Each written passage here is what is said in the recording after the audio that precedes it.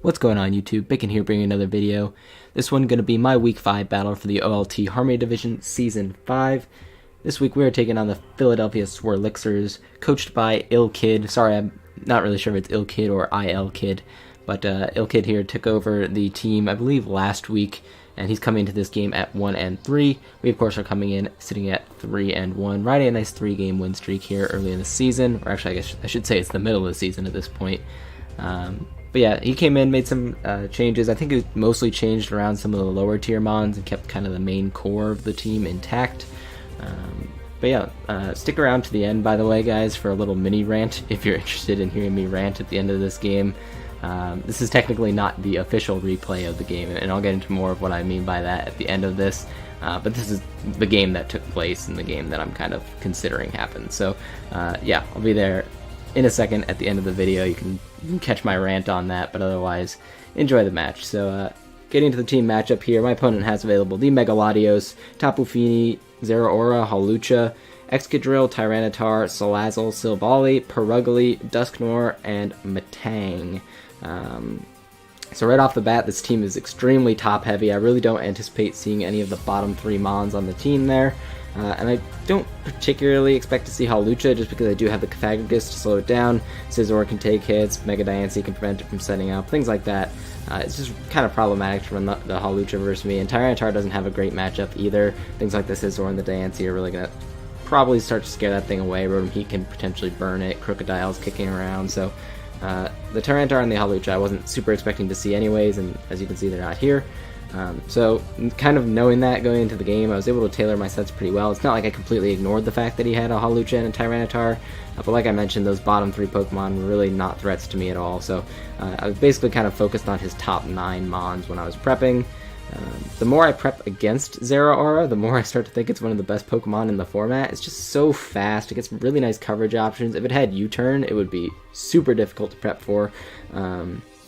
But things like Close Combat, Plasma Fists, Knock Off, Fire Punch, like, it gets good coverage options. I guess it also doesn't get like Ice Punch. That would be really helpful for it. But a lot of really good coverage options coming off a really nice speed stat. So you could potentially run more bulk on me. You could potentially run an attack boosting nature. Like, Zeraora is just a really threatening Pokemon to prep for. It's got a pretty decent matchup versus me on paper, especially because at base 143, not only does it outspeed my whole team, it like by far outspeeds my whole team. Ambipom's my closest at base 115, so he can run Adamant if he wants to.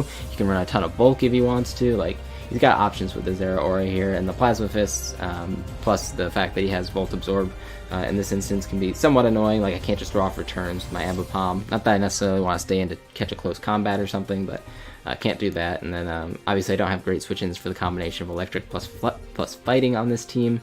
So that was kind of the main threat that I was looking at when I was prepping. Salazzle is also a big threat versus me. Kind of a nasty plot variant of Salazzle could be pretty problematic because it also outspeeds my whole team. And Fire plus Poison is basically enough to hit my whole team. Might run like HP Ice to hit my Dragonite. But yeah, that thing's a big threat as well. So let's get right into my team builder here. What I built, why I built it. Leading off here with Nixon the Crocodile, running Leftovers, Crocodile, Stealth Rock, Roar, Earthquake, and Crunch. Running max HP pretty close to max physical defense with Impish Nature. This allows me to take on things like the Zeraora, take on things like the Tyranitar. I believe Zeraora, like a Life Orb, Adamant Zeraora, can still 2-hit KO me with Close Combat. You probably can, through Intimidate. But as long as I'm coming in on electric type moves, or I'm at least forcing him to play the guessing game of electric type move versus fighting type move, I can potentially get in my Crocodile on that thing and threaten it out. This is my main check to Tyranitar on the team. Intimidate also allows me to live a high jump kick from full from the Hawlucha, so he can't set up in my face. I can potentially roar him out and prevent him from sweeping me. Yeah, I mean, pretty standard defensive type of Crocodile set. It's not something you see run too often, but I felt like it was pretty good in this matchup. Stealth Rocks are really nice to chip down things on his team. Specifically, the Salazzle to limit that thing's switch-ins is really nice. And getting chip damage off on things like the Zeraora over the course of the game is also going to be really, really helpful for making sure I can take that thing out later with some of my priority options in the back. So, yeah, that's the Crocodile set here. So, next up here is Serenity the Celebi, running Leftover Celebi, U-Turn, Leech Seed, Giga Drain, and Psychic, running pretty close to max Spadef, but with a Timid Nature. The Timid Nature here is just allowing me to outspeed Excadrill, I believe, in this instance. So I didn't need to run a whole lot of speed on it. I believe I only crept Adamant Excadrill, if I'm not mistaken. That way I could get the extra Spadef bulk to help take on Tapu Fini a little bit better, take hits from the Mega Latios to some extent, and just generally be able to have some utility against his team. I do live a neutral Sludge Wave or Fire Blast from the Salazzle as well. If he's running Life Orb or if he's running Z-Move, that's pretty hazy. Like, it's not a situation I necessarily want to be in, but Celebi can live a hit and fire off a Psychic in return, and I believe that OHKOs the Salazzle in return. So Celebi here, just really nice Spadef check to the Tapu Fini, and to some extent to help deal with the Mega Latios. At least getting Leech Seed off on that thing, predicting a switch, would be nice to help ease some of my switch-ins into things like Scizor and Diancie, Crocodile behind me. So yeah, that's kind of the plan with Celebi this game. Just get some Leech Seed chip off on his team, U-turn around, try and keep up momentum in my favor this match to prevent him from getting into things like Zeraora and just kind of beating me down. Next up here is Dexter the Ambipom, coming to 2 straight games for Ambipom, I believe, with Silk Scarf Technician, Fake Out, Return, U-turn, and Low Kick. Running pretty close to max speed to make sure I can creep the Mega Latios, of course. U-turn should do close to half to the Mega Latios, Return does over half. Fake Out into Return, it's unfortunately not able to secure the KO on Mega Latios because that thing is very bulky, but like I mentioned, some of the U-turn chip, Leech Seed chip, Stealth Rocks, like all that stuff's going to be really nice to help keep the Latios close to in range of Ambipom. If he's not at full health, if he's at something like 75%, I should be able to Fake Out into Return KO that thing.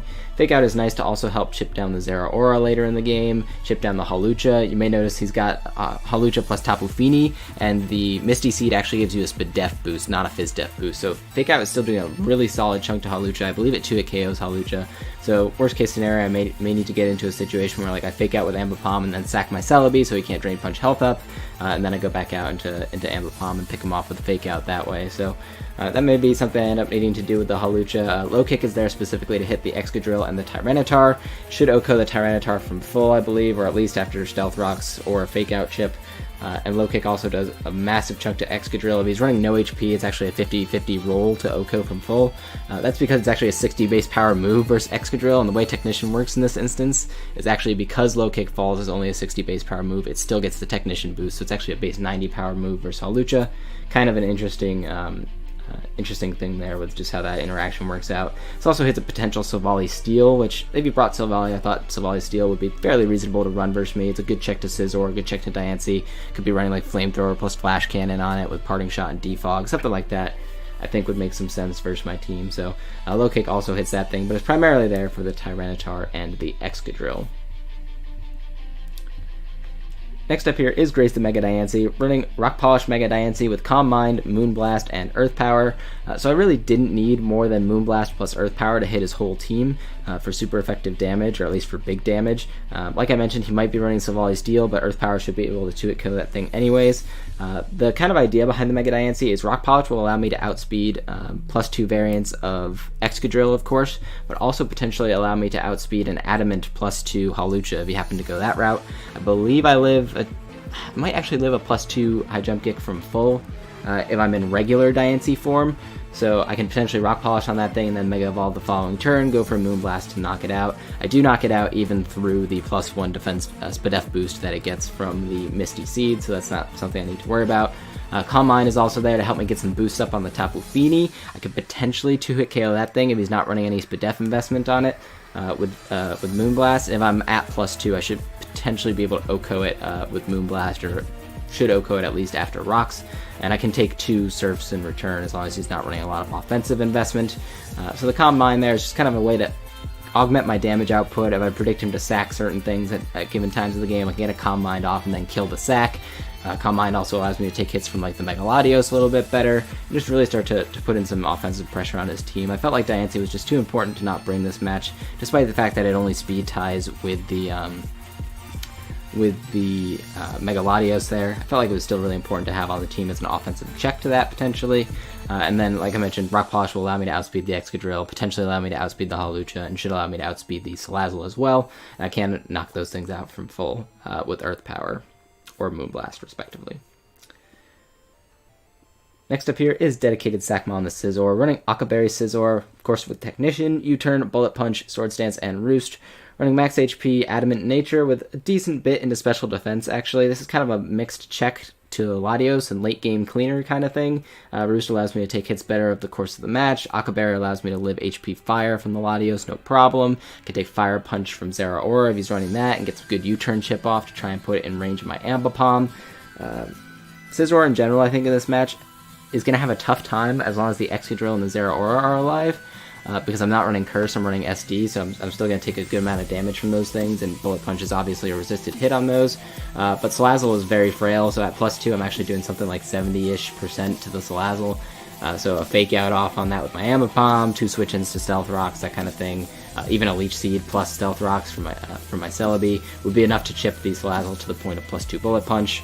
Like I mentioned, Savali Steel could be a little bit of an obstacle to this if he happened to run that, but I felt like Scizor was just kind of a nice defensive check to the Latios on his team, or versus team, excuse me, and I could potentially get a late game clean with Bullet Punch going. Like, as I mentioned with my Celebi, my Ambipom, my Crocodile, I have ways of getting chip off on his team, so I can potentially get everything to the low enough point that I can just SD up with Scizor in the late game. I should lift most hits from everything on his team because I have my Akaberry, and then be able to sweep from there. So that's kind of the idea from the Scizor. The extra attack investment also really helps with that in this instance. I can't remember exactly what I was trying to creep that to do, but I know the 76 in attack that I put there was very important for securing a 2-hit KO on something after Stealth Rocks. It might have been the Salazzle, I can't remember off the top of my head. And last up here is Hot Pockets of Rotom Heat, running Charty Berry Rotom Heat with Will-O-Wisp, Volt Switch, Overheat, and Defog. Running max HP, pretty close to max speed, Timid Nature, that'll allow me to speed creep. I think that was like speed creeping the Excadrill, speed creeping something. Oh no, it was just speed creeping the Tapu Fini, so I can Volt Switch around on that thing. And then obviously the max HP is going to allow me to take hits from things a little bit better throughout the course of the match. So the idea with the Excadrill here is he either has to bring Mold Breaker so he can Earthquake my Rotom Heat, or if he's running a Sand Rush variant, he'd have to run Rock Slide to hit my Rotom Heat. So even if he's running like Continental Crush, +2 Continental Crush is not knocking out my Rotom Heat because of the Charty Berry. So I felt like that was a really important thing to have on this team, is just if he's running Sand Rush, fine, he shouldn't really be able to touch me too much. He'll probably have Rock Slide if he is, but I got the Charty Berry to take care of that. I can blow that thing away with an Overheat. Charty Berry also allows me to take hits from the Tyranitar, like a Stone Edge. I can just stay in Will-O-Wisp the Tyranitar, and Stone Edge through Charty Berry is really not doing a ton to Rotom Heat. And if I can get the Tyranitar burned, that's really good for easing my switch into something like Crocodile later in the game. Defog's just there because my team doesn't super appreciate hazards this week. Things like my Celebi definitely doesn't want to be coming in on Stealth Rocks repeatedly, just because I do want to be a repeated check to the Tapu Fini over the course of the game. And if he's running like Calm Mind, that could be somewhat of an issue. If he's running like Calm Mind with Sub-Zero Slammer, for instance, I really don't want to have Stealth Rocks up on my side, and obviously they're going to chip down my Rotom Heat pretty significantly as well. But I felt like this was just kind of a nice bulky pivot type role versus team. Get some good chip off on things like the Tapu Fini, and potentially burn something like the Tyranitar, the Zeraora, the Excadrill. Those things all obviously have to fear me. So I definitely have to watch out for Mold Breaker versus not Mold Breaker on his Excadrill. As you can see, he didn't bring the Tyranitar, so I was expecting it to be Mold Breaker, not seeing the Tyranitar. But yeah, it's definitely something in prep that I had to kind of account for with this team and make sure I can beat both variants of Excadrill should either come. So yeah, after that intro, let's get right into the match here. As you can see, he brought the Salazzle, Zeraora, Excadrill, Tapu Fini, Latios, and Silvally. So like I mentioned, potential for Silvally Steel, not certain on what kind of Silvally he's going to be running. Still glad to not see the Hawlucha, even though, like I mentioned, I think my team has a fairly good matchup versus it. Still glad to not see it for sure. And then the Tyranitar as well, like I mentioned, I thought I had a good matchup versus, but also still glad to not see that thing. Stone Edge, like Choice Band Stone Edge, still hits pretty hard versus my team, even with my Crocodile and things like that. If he's running Superpower or something like that, to hit the Crocodile, it could be potentially a little bit problematic, and obviously my Celebi wouldn't appreciate getting Pursuit trapped by the Tyranitar. So, yeah, looking at lead matchup here, I've got a couple options. Like, Rotom Heat is always a pretty good lead, but in this instance, like, I'm pretty sure he's going to lead with the Salazzle, and I just don't want to be, like, on the back foot turn 1 versus Salazzle, right? So, like, Rotom Heat's not knocking that thing out from full, and if he nasty plots in my face, it's not like I'm going to Volt Switch necessarily out into the Ambipom, for example. Like, Salazzle is a huge threat versus my team, and I don't want him just throwing off strong hits willy-nilly. So what I'm actually going to do is lead off with my Crocodile. Potentially he's got to worry about me being in Choice Scarf Crocodile, so he doesn't want to get blown away by an Earthquake. Like, I felt like this was kind of my best overall lead matchup. It also helped me deal with the Zeraora a little bit, helped me deal with the Excadrill to some extent. Like, I felt like it beat his entire top row, and I have a very good switch in for Tapu Fini and Celebi there. So he makes a really good play turn 1, going for Taunt to stop my Stealth Rocks. Because I let off against this Salazzle, I'm like, oh, he's got to switch out, right? But very good play going for the Taunt there, denying me my Stealth Rocks on the first turn. But I'm just going to go for Earthquake here. Don't want to allow this Salazzle to do anything funny versus me, so just going to go for an Earthquake and see what he wants to do. Obviously, the Tapu Fini switch in was good on his end, but like I mentioned, I do have the Celebi there, which should be able to tank hits from Tapu Fini all day. Got the Giga Drain and Leech Seed to help keep me healthy, so I really don't mind going right out into that here. Getting a little bit of a scout on his Tapu Fini set. Looks like he's running a good bit of HP investment just based on that Earthquake damage.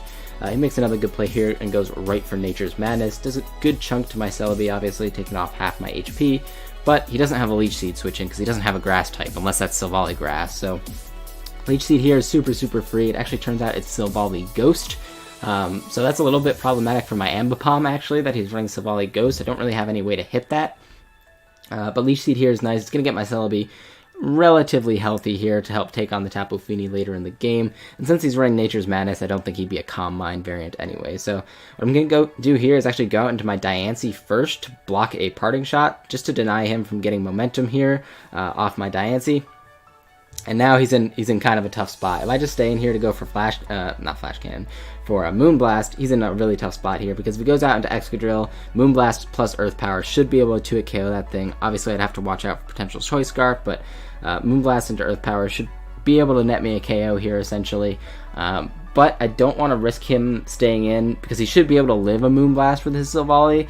I don't want to risk him staying in and having Flash Cannon to knock out my Diancie. So what I'm actually going to do here is double out of my Diancie, predicting probably an Excadrill or maybe a Salazzle switch in, but definitely not wanting to take a Flash Cannon if that's what he happened to have. So what I did is actually doubled out into Celebi in this instance. I felt like that caught most of the stuff that would come in. Like, it's difficult to bring in Salazzle even on resisted hits, even though I was a little bit concerned about him going out into it. But getting in my Celebi here is just going to give me yet another free Leech Seed off on this Excadrill. I don't think there's a whole lot that Excadrill is going to do to me here. I do live a neutral Z Steel from that thing, but we did get good intel that it was Mold Breaker. So I am expecting it to be carrying Earthquake, of course, and probably like Iron Head SD, something like that. Maybe Rapid Spin, not really sure what he'd be running, but after the Leech Seed here, I'm just going to go out into my Crocodile, predicting him to maybe go for Flash Cannon this time, but he makes a good play here and goes for Parting Shot. I could have denied it again with my Diancie, of course, but unfortunately, I wanted to make sure that my Diancie was at full health as long as I could in this game, so I could take hits from something like the Salazzle. Anyways, Tapu Fini comes out here on my Crocodile. Again, I really don't mind this too much. I do have my Celebi in the back. So what I'm going to do is actually Stealth Rock here, predicting him to go for Nature's Madness. I don't think he'd Moonblast my Crocodile here, and even if he did, I would live it because of my bulk investment. And I do catch the Nature's Madness here as I just get up my Stealth Rocks. Stealth Rocks are really nice to start pressuring his team because he is making a lot of switches to this point in the match. And if he's got Defog on Tapu Fini, so be it. But that's going to allow me a free Celebi either way. Like if he defogs, if he switches out, if he attacks again, I really don't care too much. So he actually goes for Taunt this turn. So I've seen Taunt in Nature's Madness. I'm guessing it has dual stab in the back. So I'm pretty sure this is not Defog Tapu Fini, which means if he's got removal, it's either Defog on the Latios, Silvally, or Rapid Spin on the Excadrill. So here he goes for Taunt, and I can just pretty freely U-turn here.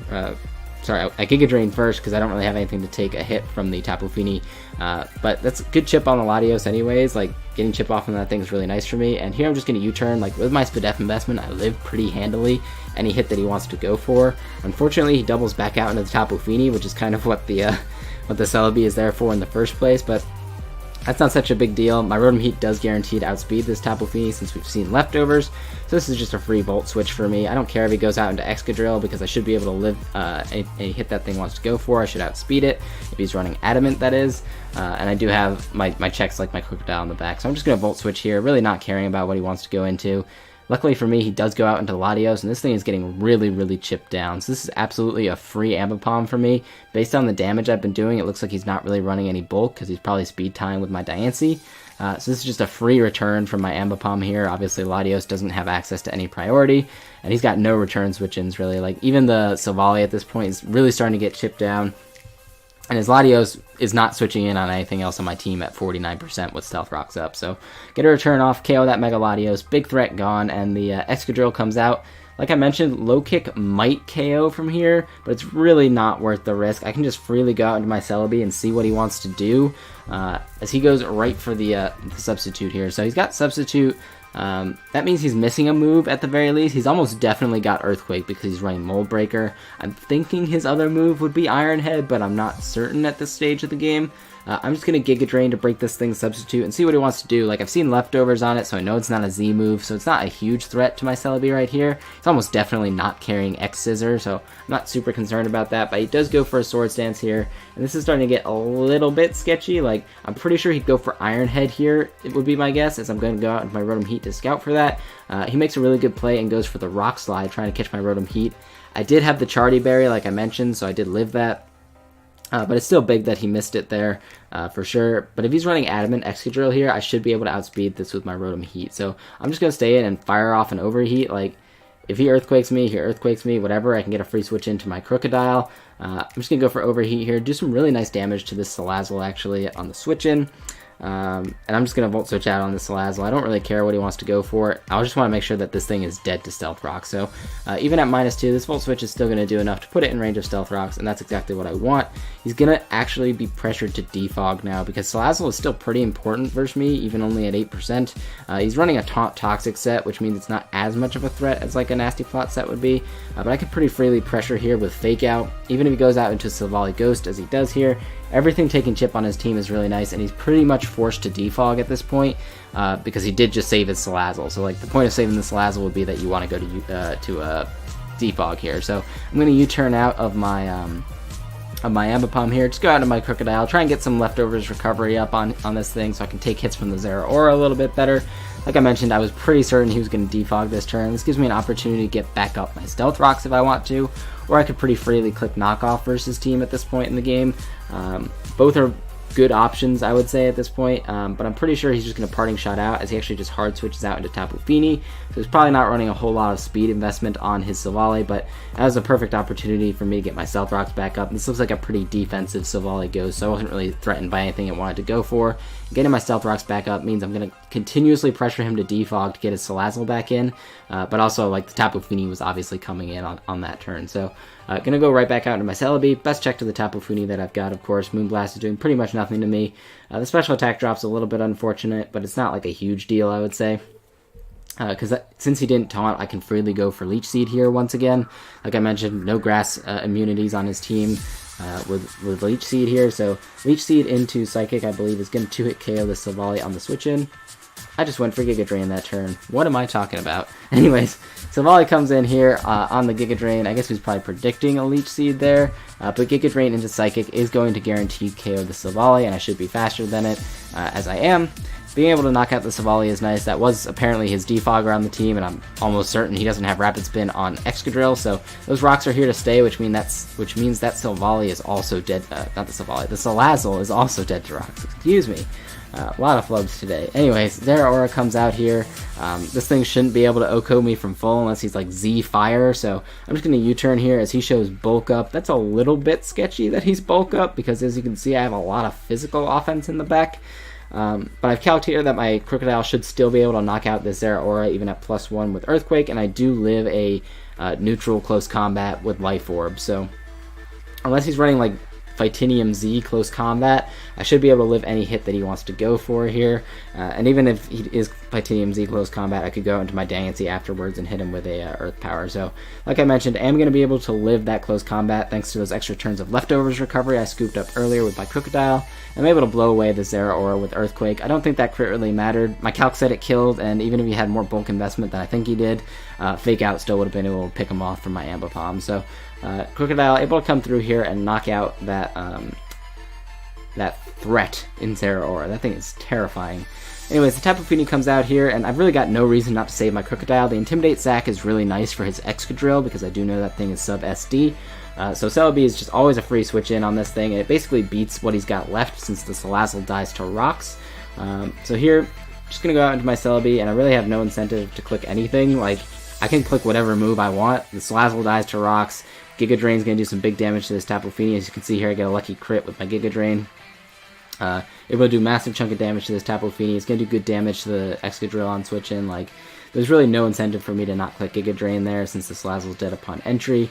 And I can just very quickly whittle down this Tapu Fini, which is great for my Crocodile.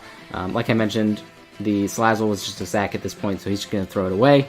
And basically at this point in the game, there's not a whole lot that he can do. Like, even if he starts to set up in my face with the Excadrill, I'm pretty sure I'm faster. I guaranteed faster, excuse me, with my Rotom Heat, because I do see that my Celebi outspeeds this Excadrill, and my Rotom Heat was actually creeping the same thing. So it looks like he is Adamant Excadrill, and Giga Drain's actually doing a lot less damage than I expected here. So it is enough to break a substitute, but the SD here is a little bit sketchy. Celebi still basically wins this game for me, no problem at this point. So I can keep spamming Giga Drain in his face. Like, I'm almost certain he has Earthquake, right? And he's definitely got Rock Slide. He's seen it already. He's got Sub, he's got SD. So he definitely doesn't have Iron Head. So I could kind of just stay in here with Celebi and click Giga Drain. Like, you can see that Rock Slide, even at +2, is only doing half to me.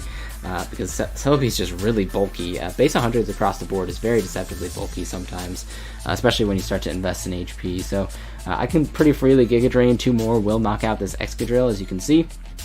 And I shouldn't die to a Rock Slide. If he gets a crit, he'll knock me out, but like, the Excadrill is so chipped at this point in the game. Ambipom wins anyway, like, Diancie wins anyway at this point, so I have no problem just staying in with Celebi here, clicking Giga Drain a bunch of times to win the game, and that's exactly what we're going to do. So as you can see, he is in range of one more Giga Drain here, was very consistently getting that 26% roll. I don't think there was a roll lower than 26%, unless he was running a crazy amount of Spadef investment. But the Giga Drain there, able to kill the Excadrill, and the Tapu Fini is going to come out here, and we're also going to be able to kill that with a Giga Drain. So we pick up a nice 6-0, very, very good for our differential. Good game to IlKid. It's always difficult coming in as a replacement coach and taking over somebody else's team. There's always bound to be some kind of rough spots when you start out doing something like that. But I thought he had some really interesting prep with like the Bulk Up Zeraora, the Sub SD Excadrill. Like, he had some really interesting stuff. The Savali Ghost to help with my Ambipom. Like, he had some really interesting things on his team. I think I just had kind of team matchup in this one, especially with the builds that we both ended up bringing. Celebi was just a huge problem for his team, especially once that Salazzle got really chipped, the Latios was gone. Celebi just kind of went in this game. So once again, GG to IlKid, and now we'll get into a little bit of my rant here. So this is technically not the official replay of what happened, because this game was played on Draft Frontier. The technical rule for the league is to play on Sports, which is just another Showdown server variant if you guys have never used it. Yeah, the technical rule is to play on Sports. We played in the same tier, like Gen 7 DS Draft League tiers is the one that we play in on both, but we played on the wrong website. So the rule was technically that we were both going to get a double forfeit loss for playing on Draft Frontier instead of for playing on Sports. Thankfully, we were able to just replay the game and use an extension, so we ended up having to play the next week. We used an extension to replay the game, but instead of fully recreating it, we just kind of had my Scizor 6-0 basically from lead. Well, I had Celebi, we had Celebi lead, click Giga Drain a bunch of times, and then Scizor finished the job, but it was just a really big waste of time. Like, we had to just go back and play on Sports, and we each used an extension. Like, I understand that it's the rule that we're supposed to play on Sports, but like, if I'm the league commissioner in that instance, clearly playing on Draft Frontier didn't affect the outcome of this game, obviously. So if I'm the league commissioner in this instance, which, like, I am the league commissioner of the VPL, or one of the league commissioners of the VPL, I'm happy enough when people play their games on time, right? Like, in this instance, I say, okay, the rule is that you play on Sports. I'll give you a warning, like, next time it happens, I'm going to have to give you a 3-0 forfeit loss. But, like, I don't say, like, I'm going to give you a 3-0 forfeit loss unless you replay this game. Like, that doesn't make a whole lot of sense to me, if I'm being totally honest. Like, I do understand it's the rule, and I'm definitely going to be playing the rest of my games on Sports for the rest of the season, because I don't want to have that happen again. But, like, the game was played on time. It was just played on the wrong website. Like, like I said, it had no impact on the game. So in that instance, I think the right decision is just to say, let it go, and then give them a warning for next time. I was really frustrated that I had to play this game again, mostly because, like, initially my opponent said that he didn't want to replay it, and that he was just going to forfeit the game and give me a 3-0 forfeit win. which was kind of like enough punishment on my end. Like I'd be losing out on 3 differential points because I played on the wrong website.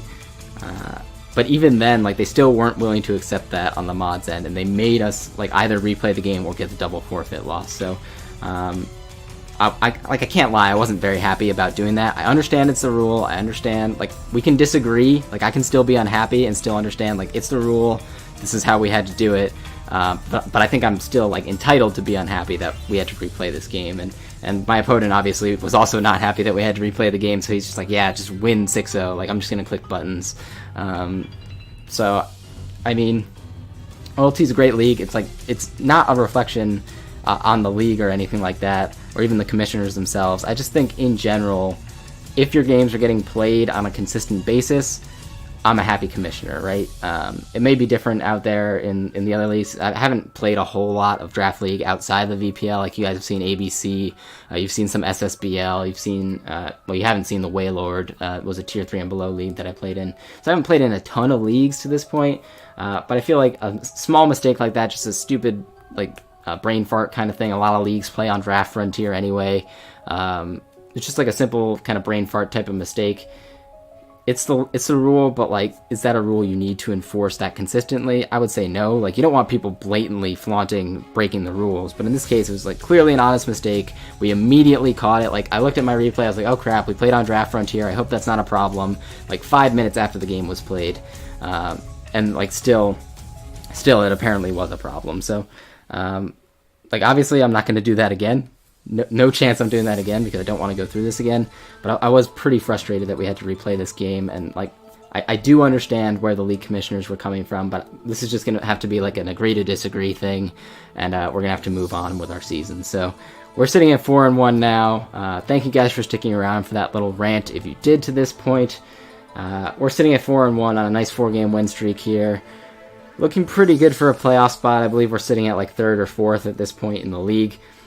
There's a lot of teams that are sitting at 4-1 with us, but that extra differential from the 6-0 here is definitely going to help a lot. Looking forward, we got a very difficult matchup next week on tap. I can't remember who we were playing, but it is another 4-1 team, if I'm not mistaken. They've got Meloetta Pirouette form, which is just a broken-ass Mon. So you guys will see that video. I think I actually have already played that game. Yeah, I have already played that game to this point. So you guys will see that video coming up soon as well. But thank you guys for watching once again if you did. Sorry for the little bit of a rant at the end, but I just had to kind of get that off my chest. And yeah, that's week 5 of OLT Harmony Division Season 5. Hope to catch you guys in another video later.